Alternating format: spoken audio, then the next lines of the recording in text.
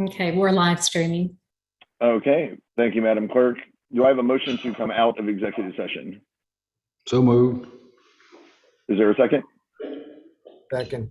It has been moved and properly seconded that we come out of executive session. All those in favor, please signify by saying aye. Aye. Aye. Any Mr. Chairman, opposed? The ayes have it. Yes, Mr. Mayor.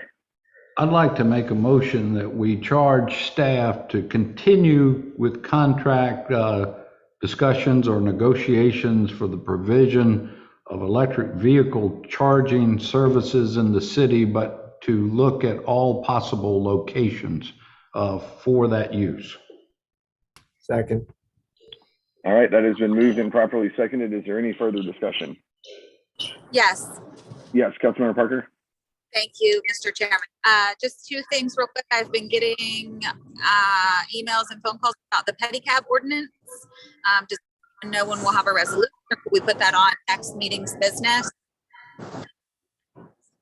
I think that can be arranged. I was going to mention the same thing, but let's vote on the motion if you don't mind, and then we can bring that up in discussion as well. Okay. All right, so the motion on the floor is Mayor Tecklenburg's recommendation to pursue all locations for the electric vehicle charging stations. It has been moved and seconded. Is there any further discussion? Hearing none, all those in favor, please signify by saying aye. Aye. Aye. Any opposed? The ayes have it. Now, Councilmember Parker, I was also going to bring that up, so if you would just restate what you said. Okay, sure. Just the just pedicab. I think folks who have maybe applied, been caught in limbo, and they're just curious when the city's going to have a resolution. And second, I know we have a public hearing for Wayfarer Lane speed reduction, hopefully on next agenda. Okay. Yes, Councilmember Seekings. Thank you, Mr. Chairman. So just to answer Councilmember Parker's question and maybe a little clarification to see exactly what she's asking. In terms of the ordinance in place, that anything that affects pedicabs, they are in place. There's no more action needs to be taken. What we did do is we expanded the ability of this committee at some point in the future, if we so chose, to increase the number of medallions that are out there. Given what we've got going on in the city right now, by the way, just by a number of 6, we're currently at 30, it would go to 36.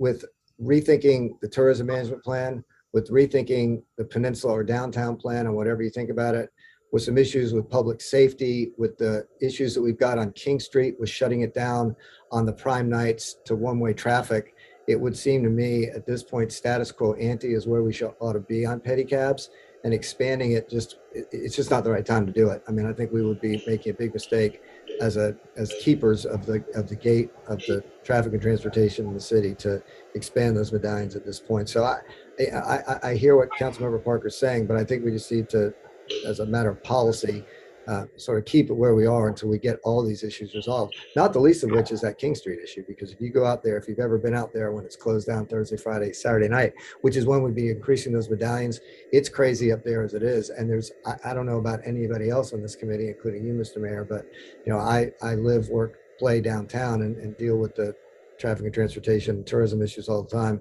There's yet to be one single call for added number of pedicabs. I think it's kind of the opposite at this point. So anyway, I think for now, I would, as a member of this committee and having worked on this for 12 years of my life, think that we ought to keep it where we are until we go through all those other processes and see where we go. So that's a kind of a precursor, I guess, leading with my chin as to what I'm going to say if we do actually get this on an agenda.